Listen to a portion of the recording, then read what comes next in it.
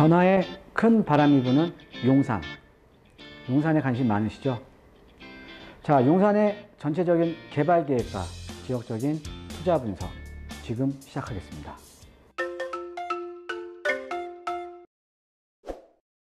예, 안녕하십니까. 드림부동산 투자연구소 대표 정창래입니다. 자, 저번 시간에는 제가 이제 소액 투자에 대한 내용을 좀 말씀을 드렸는데요. 자, 이번 시간에는 이 투자자들의 관심이 가장 많죠. 이제 강북구 지역, 이 강북 지역에서는 이제 서울권에서 이제 강북 지역에서는 용산이라는 지역에 대한 이 투자자들의 관심도가 상당히 높습니다. 그래서 왜 이제 투자자들이 이제 용산에 대한 관심이 높은지, 그 다음에 용산에 어떠한 호재들이 있는지, 그 다음에 용산에 어떠한 또 지역적인 또 호재들이 있는지, 또 지역적인 분석까지 해서 좀 종합적으로 좀 이제 검토를 아니면 좀 강의를 하는 시간을 갖도록 하겠습니다. 자, 용산. 자, 지금 이제 최근에 이제 서울의 주택 가격이 많이 상승을 하다 보니까 어떻게 보면 용산 같은 경우도 상당히 주택 가격에 대한 상승률이 높게 나왔거든요. 자, 그런데 이 강북에 앞으로 향후에 용산이 부의 새로운 축이라는 거는 사실은 이견이 없습니다. 저도 이제 그렇게 생각을 하고 있고요. 그래서 이제 왜 용산이 앞으로 서울의 새로운 이제 부의 축이 될 수 있는지에 대해서 좀 이제 여러 가지 개발 호재라든가 아니면은 인문적인 환경이라든가 아니면 지역적인 분석을 통해서 한번 알아보는 시간을 갖도록 하겠습니다. 자, 먼저 한번 이제 용산의 좀 전체적인 거를 한번 살펴보면, 자, 용산은, 자, 우리가 이 부동산의 이제 특성을 보면요. 부동산의 특성에서 부동성을 갖고 있어요. 부동성. 자, 이 부동산이라는 말 자체가 원래 움직이지 않는 동산이라는 뜻이거든요. 제가 항상 이 부의 축은 이제 부자, 부사를 쓰는데요. 이제 동산이라는 자체가 움직이지 않는 동산이라는 뜻입니다. 그래서 부동산이에요. 그래서 이 부동산 같은 경우에는 움직일 수가 없으니까 우리가 이 부동산에 투자를 하려면 어때요? 내가 직접 거기에 가봐야 되는 거예요. 그래서 우리가 부동산은 임장 활동이 중요하다라고 얘기를 하는 거거든요. 자, 그만큼 부동산은 부동성의 특징을 갖고 있기 때문에 가지고 있는 입지가 상당히 중요합니다. 자, 그래서 이 용산이라는 지역이 일단은 입지가 좋아서 그래요. 입지. 그래서 이 입지에 대한 내용 좀 이따가 자세하게 살펴볼 겁니다. 네, 자세하게 살펴볼 거고요.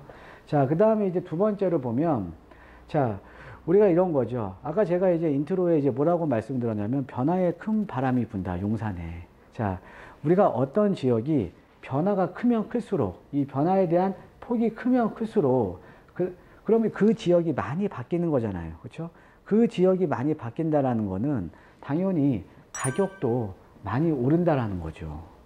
자, 우리가 서울을 놓고 보면 서울이 이제 구도심인 강북과 신도심인 강남으로 나뉘잖아요. 근데 우리가 강북과 강남의 주택 가격을 보면 강남이 많이 올랐죠. 강북에 비해서. 비교도 안 되게 많이 올랐습니다.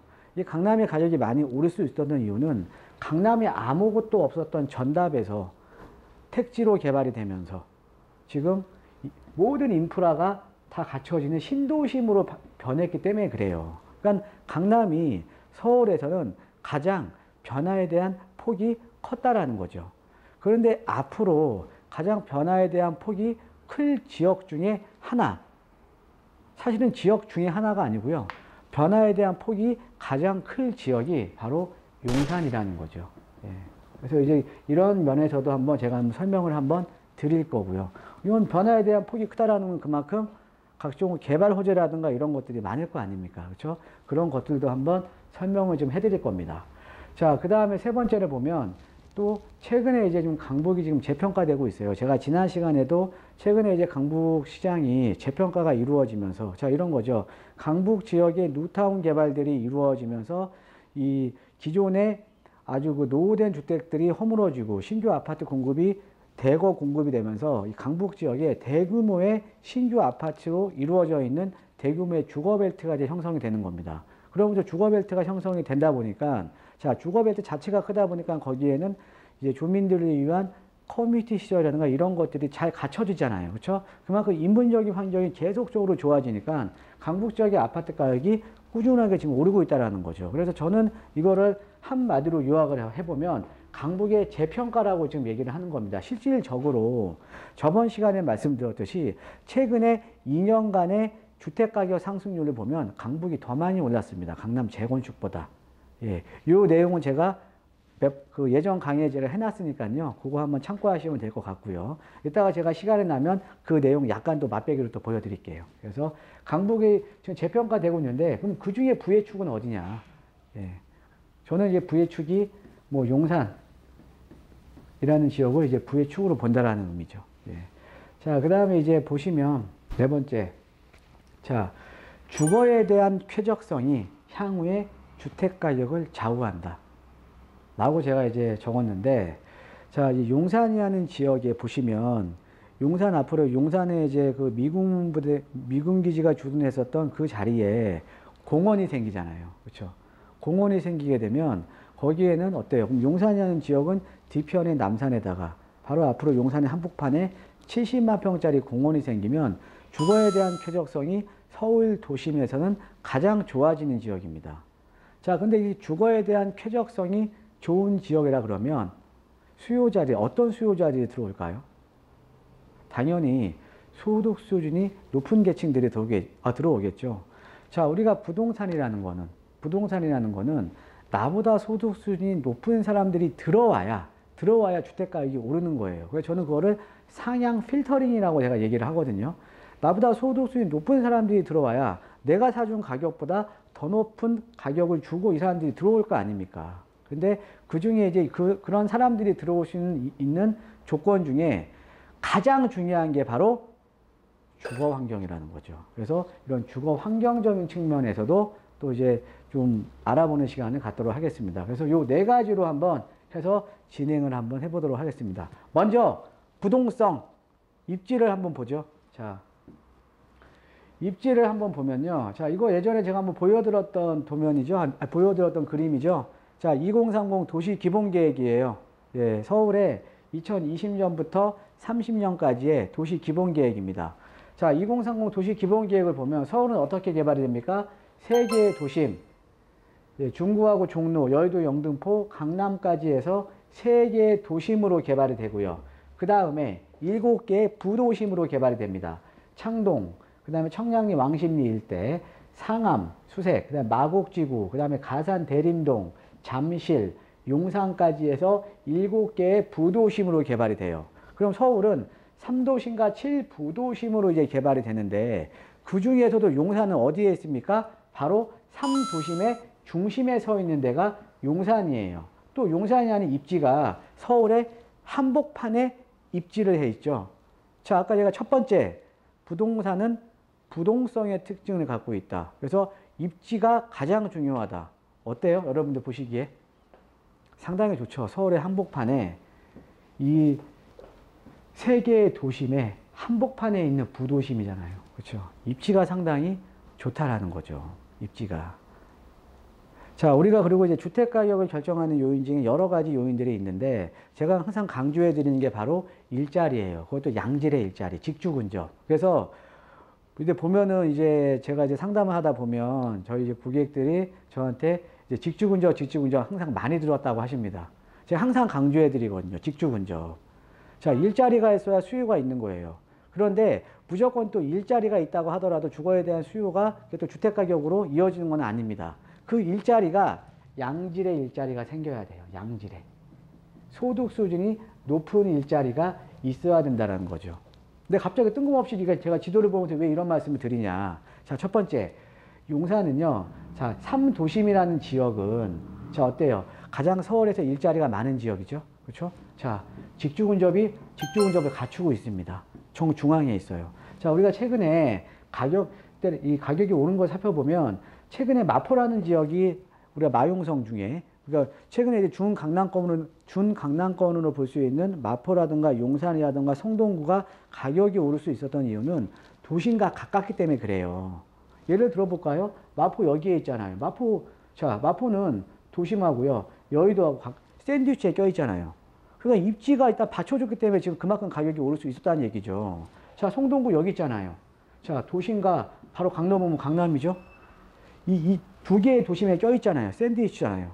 그러니까 그만큼 가격이 높게 형성이 될 수 있었던 얘기라는 거죠. 아무리 그 지역에 뭐 재개발이 되고 뉴타운이 되고 뭐합니까? 그 지역에 도심과 멀리 떨어져 있으면 그만큼 주택 가격이 높게 형성이 안 됐겠죠. 그렇죠? 그래서 직주 근접이 상당히 중요한 거예요. 자, 그런데 용산은 어때요? 세 개의 도심의 정중앙이 있기 때문에 직주 근접을 갖추고 있다는 거죠. 근데 이게 전부가 아닙니다. 자, 우리가 서울에는요, 여러분 그 잠실에 롯데타워 아시죠? 예. 랜드마크죠, 서울에. 예. 서울에 그런 랜드마크가 들어올 수 있는 지역이 몇 지역이 있어요. 그런데 우리가 서울의 도시 기본 계획을 보면 랜드마크가 들어올 수 있는 지역은요, 기본적으로 이 3도심과 7개의 부도심밖에 못 들어옵니다. 그런데 이 3도심과 7개의 부도심에서도 지역적으로 봤을 때 랜드마크가 또 못 들어오는 지역이 있어요. 자, 그럼 왜 제가 랜드마크를 말씀을 드리냐. 자, 이 랜드마크라는 거는요, 그 지역의 상권이 송두리째 바뀌어버리는 겁니다. 상권이라던가 환경이라던가 송두리째 바뀌어버리는 거예요. 왜? 거대한 건물이 들어오잖아요. 그럼 그 주변에 일자리라던가 상권이라던가 그 지역의 지역 경제가 송두리째 바뀌어버린다는 거죠. 그래서 그 랜드마크가 상당히 중요한 겁니다. 자, 근데 랜드마크가 들어오는 지역, 제가 한번 말씀드릴게요. 자, 아까 제가 말씀드린 3도심과 7부도심 외에는 못 들어온다고 했잖아요. 자, 먼저 못 들어오는 지역을 말씀드릴게요. 여기 창동 쪽은 못 들어옵니다. 왜? 이쪽은요, 뭐 서울에 계신 분들은 잘 아시겠지만 북한산이나 도봉산이 이렇게 둘러싸여져 있어요. 산으로 둘러싸여져 있다는 거죠. 근데 여기에 초고층 건물이 올라오면 산 조망을 가리죠? 그래서 여기 초고층 건물이 못 들어오는 겁니다. 자, 그 다음에 여기 청량리 왕십리는 주거지역이 주가 되는 개발지예요. 그래서 그 청량리가 지금 앞으로 지금 일반 분양을 앞두고 있는 그 청량리 4구역, 그거 이제 예전에 그 집창촌이었던 지역이거든요. 거기는 그냥 65층짜리 주상복합이 들어와요. 65층. 그러니까 주거가 이제 주가 되는 거죠. 주거가 메인입니다. 주거가 메인이에요. 그러니까 여기는 우리가 랜드마크하고는 좀 관계가 없는 거죠. 그럼 여기 못 들어오죠. 자, 그 다음에 옆에 있는 한양도성. 중구하고 종로 쪽. 자, 중구하고 종로 쪽을 보면 사대문 아니에요. 그래도 높이 제한이 들어가 있습니다. 못 들어옵니다. 자, 그 다음에 우리가 마곡. 여기 옆에 마곡 보시면 마곡이 어디에 있어요? 바로 옆에 비행기 다녀요. 김포공항. 그죠? 자, 김포공항 같은 경우에는 여기는 비행기가 다니니까 여기에 초고층 건물 지으면 됩니까? 안 됩니까? 안 됩니다. 그래서 우리가 마곡지구의 아파트들, 기존에 지금 들어가 있는 신규 아파트들을 보면 다 15층, 16층이에요. 여기는 항공 고도 제한지로 묶여 있습니다. 여기도 안 돼요. 여기 가산 대림동도 안 됩니다. 아직 구로 차량기지 개발이 아직 정해져 있지 구로 차량기지 개발이 정확하게 어떻게 개발이 될지 지금 세부적인 계획이 안 나왔기 때문에 여기는 일단 안 된다라고 보셔야 됩니다. 자, 그러면은 그럼 여의도 영등포. 여의도는 예전에 여기에 63빌딩이 있었는데 지금은 아니죠. 지금은 뭐 60층 갖고 뭐 랜드마크가 아니잖아요. 지금 뭐 청량리에도 65층짜리 들어오는데. 그죠? 자, 그럼 우리가 지역적으로 봤을 때 3개의 도심과 7개의 부도심 지역 중에 랜드마크가 들어올 수 있는 지역은 어디예요? 상암 DMC, 용산, 그 다음에 여기 강남 중에 어디죠? 예, 삼성동, 삼성동의 현대차 부지, 예, GBC라고 하죠. 여기 강남, 그 다음에 잠실의 롯데타워. 이렇게 이어지는 요 지역만 랜드마크가 들어오는 겁니다. 자, 부동산이라는 게 상대적인 희소성이 있어야 가격이 오르는 거잖아요. 그럼 랜드마크가 들어올 수 있는 요 4군데밖에 안 된다는 거죠. 서울에서는. 자, 그럼 용산 같은 경우는 다시 한번 정리를 해드리면, 자, 3개의 도심의 정한복판에 있고요. 그죠? 그래서 직주 근접이 좋은 지역, 여기에 또 랜드마크까지 들어옵니다. 자, 우리가 부동산에 투자를 한다는 것은 그 지역의 미래 가치를 보고 투자를 하는 거예요. 어때요? 상당히 좋죠? 그죠? 예. 자, 그래서 부동산이라는 것은 부동성의 특징은 있는데, 용산이라는 지역 자체는 2030 도시기본계획으로 봤을 때도 랜드마크에 대한 호재, 거기에다가 입지적인 여건 자체가 상당히 좋죠. 그래서 부동산에 대한 얘기 처음으로 해드렸고요. 자, 두 번째로 보면 일단 개발 호재 볼게요. 이거 개발 호재 제가 정리를 그냥 간단하게 한 건데요. 이거보다 상당히 많습니다. 상당히 많은데, 자, 우리가 일반적으로 이렇게 보시면 돼요. 서울 도심에서 개발 호재라고 하면 주거지역에 대한 개발 호재밖에 얘기를 안 합니다. 재개발이라던가 재건축, 아까 그 마포 같은 경우에도 뉴타운 개발, 아까 송동구 같은 경우에도 재개발 형식을 딴 개발. 그러니까 보통 주거지역에 대한 개발밖에 얘기를 안 하거든요. 자, 그래서 대부분의 서울 같은 경우도, 자, 강남권은 어때요? 재건축. 그렇죠? 이런 주거지역에 대한 개발을 주로 얘기를 한다라는 거죠. 자, 그런데 용산 같은 경우에는 주거지역에 대한 개발뿐만 아니라 용산의 전체적인 지역이 다 개발되는 거예요. 어때요? 다른 지역은 주거지역에 대한 개발이 준대. 용산의 전체가 변하잖아요. 자, 용산의 전체가 변한다는 건 어때요? 변화가 상당히 심하다라는 거죠. 아까 말씀드렸죠? 변화에 대한 폭이 커야 그만큼 상승률이 높다. 자, 그럼 이제 개발 호재를 한번 보자고요. 개발 호재를 한번 살펴보면, 자, 여기 주거지역에 대한 개발 쪽으로는 뭐 한남 뉴타운 쪽, 그렇죠? 그 다음에 동부 이촌동, 여기에 뭐 서부 이촌동도 있고요.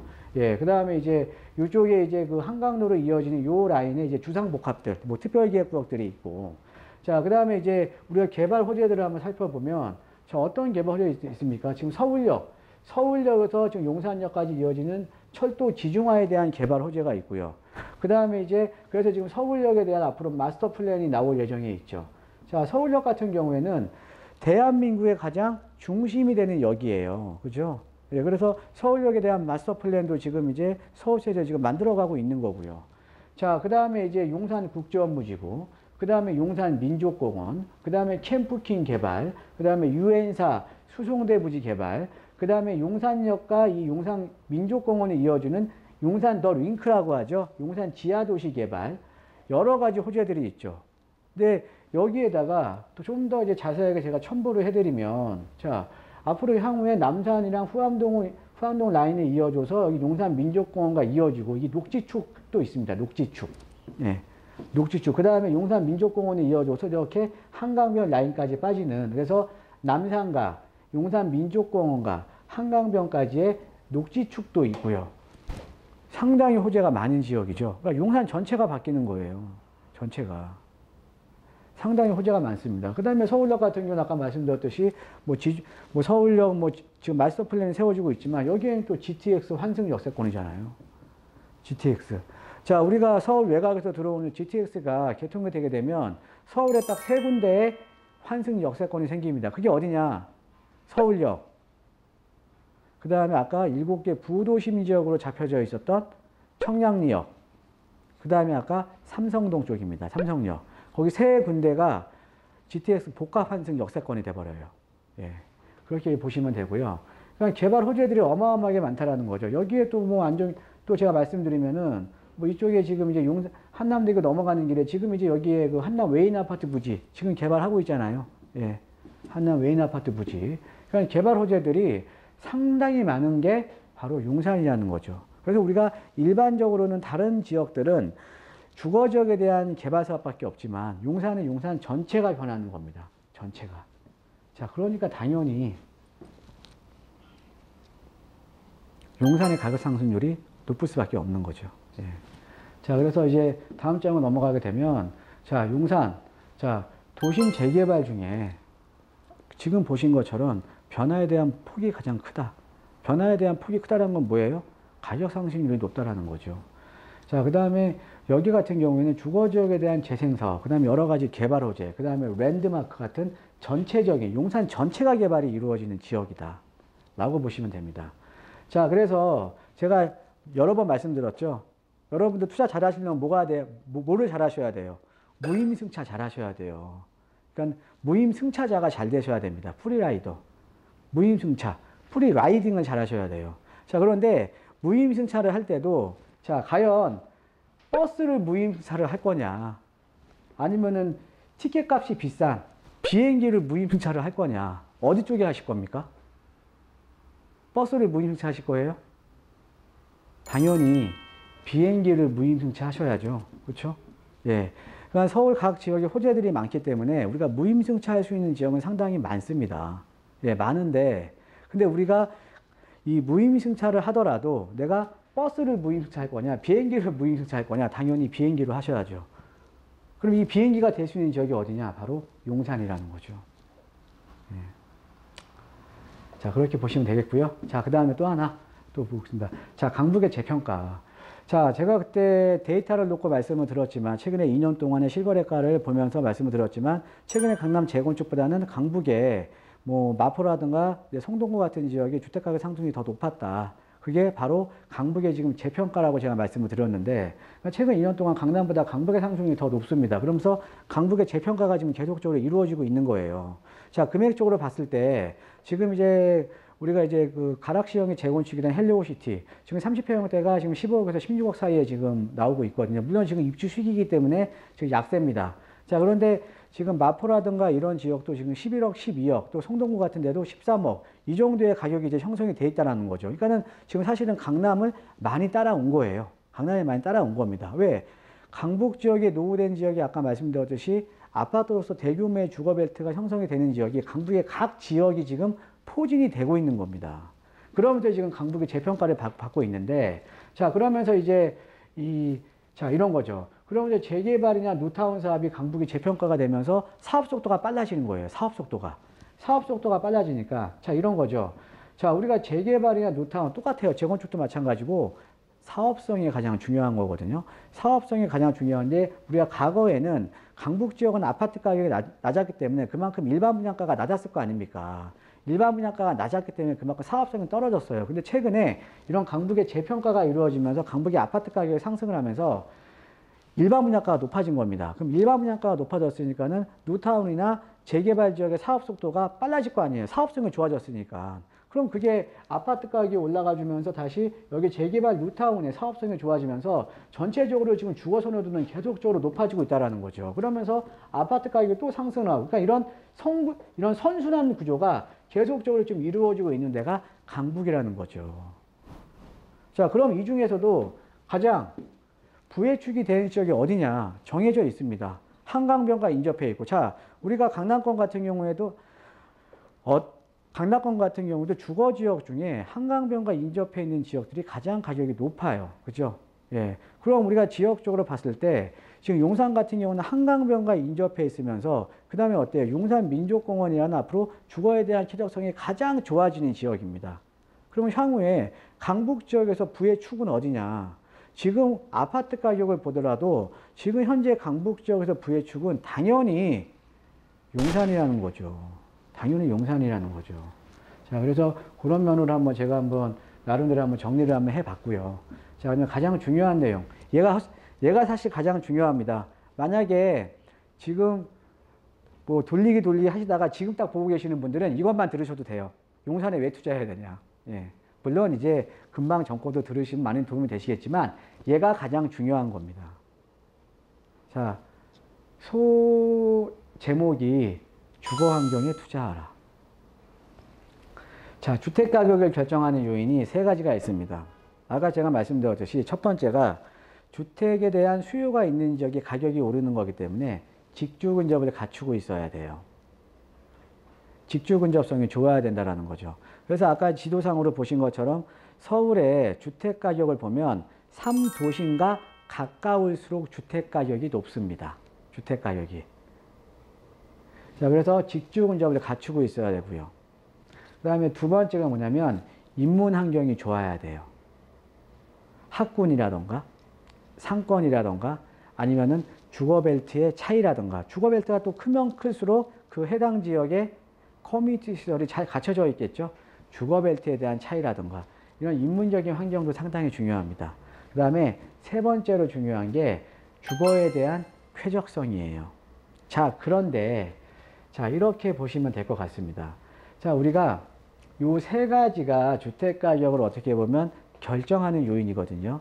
자, 그런데 수요자들의 소득 수준에 따라서 이 세 가지에 대한 민감도가 틀리게 작용을 합니다. 상대적으로 소득 수준이 낮은 분들은요, 자, 학군이라던가 상권 같은 인문적인 환경 따지겠습니까? 아니에요. 나는 옆에 공원이 있어야 돼? 옆에 한강변에 살아야 돼? 이거 따지겠습니까? 아닙니다. 상대적인 소득 수준이 낮은 분들은 이 세 가지 요인 중에 어떤 요인에 가장 민감하냐면 직주 근접에 가장 민감한 겁니다. 소득 수준이 낮을수록. 자, 그런데 반대로 상대적인 소득 수준이 높을수록 직주 근접이 좋은 지역 상대적으로 싫어해요. 왜? 번잡한데 싫다라는 거죠. 그럼 뭐냐?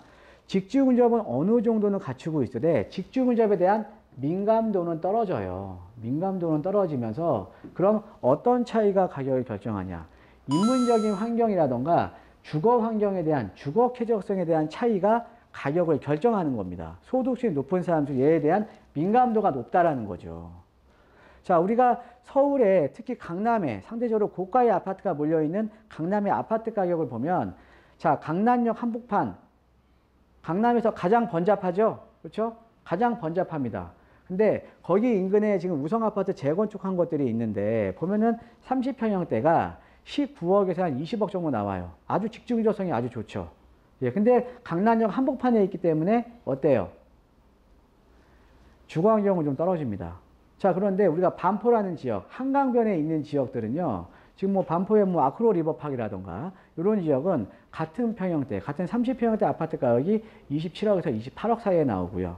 20평형대 가격이 지금 강남역에 있는 우성아파트 재건축한 것보다도 가격이 더 높게 나옵니다. 반포 같은 경우는 한강변 라인이 있기 때문에 인문적인 환경이라던가 주거 환경이 상당히 뛰어나죠. 그렇죠? 자, 어떤 의미예요?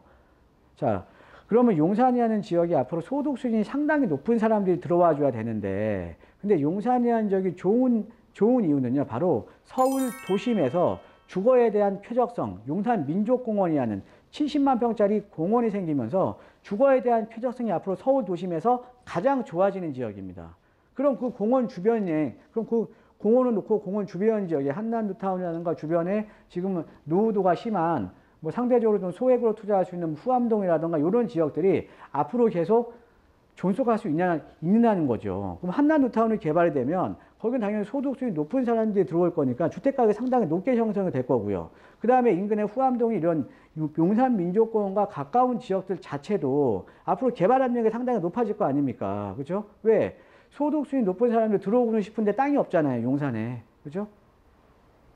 그러니까 다 용산 한 겁니다. 그래서 우리가 용산이 가장 수요자들의 관심을 받는 이유는 서울 도심에서 주거에 대한 쾌적성이 가장 좋아지는 지역이기 때문에 그래요. 이해되십니까? 예. 자, 그리고 이제 첨부해서 말씀을 드리면, 자, 용산은 직주군 좀 갖추고 있죠. 아까 3도심의 중심에 랜드마크라는 지역 경제 자체가 완벽하게 바뀌는 랜드마크에 대한 가능성도 상당히 큰 지역이죠. 자, 그 다음에 인문적인 환경은요, 인문적인 환경, 뭐 상권이라던가 아니면 학군이라던가 이런 인문적인 환경은 어떤 지역이 주거 지역이 개발이 되면 그 지역이 거주자들이 상향 필터링이 되면서 시간이 지나면 학군도 좋아지고요. 시간이 지나면 상권도 고급화되는 거예요. 얘는 시간이 해결해 줍니다. 시간이 해결해 줘요. 자, 그런데 서울 도심에서는요, 주거에 대한 쾌적성은 인위적으로 앞으로 해줄 수가 없어요. 왜? 땅값이 비싸잖아요. 땅값이.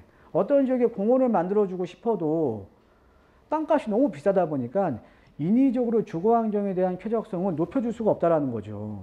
자, 그런데 용산은 이게 지금 가능한 거고, 어때요? 70만 평이에요. 어마어마한 거죠. 남산까지 이어지면은 어마어마한 녹지가 서울의 한복판에 생기는 거고, 거기에 거주하시는 분들은 그 녹지를 누릴 수가 있는 겁니다. 그 녹지를. 내 앞마당처럼 쓸 수가 있는 거예요. 그러니까 향후에 강북 지역에 가장 부촌이 될 수 있는 지역이 그래서 용산이라고 보는 거죠. 용산이라고. 그래서 우리가 보통 용산권 같은 경우에는 여러분, 좀 이제 소액 투자를 하기가 사실은 좀 어려워요. 뭐 한남 뉴타운이니 동부이촌동이니 아니면 한강로 주변 지역의 특별계획구역이니 아니면 뭐 주변 지역의 뭐 주상복합이니 아니면 아파트니 소액 투자가 이제는 거의 불가능하다라는 거죠. 자, 그런데 이제 소액 투자 하실 분들 같은 경우에는 이렇게 보시면 돼요. 용산이라는 지역이 이런 개발 호재들이 많고 개발 압력이 높은 지역이고 또 용산 자체가 구도심 중에 또 하나거든요. 그렇기 때문에 향후에 주변에 뭐 원효로니 아니면은 뭐 그 효창동이니 뭐 후암동이 이런 지역들이 향후에 개발이 될 수 있는 여지가 상당히 높다라는 거죠.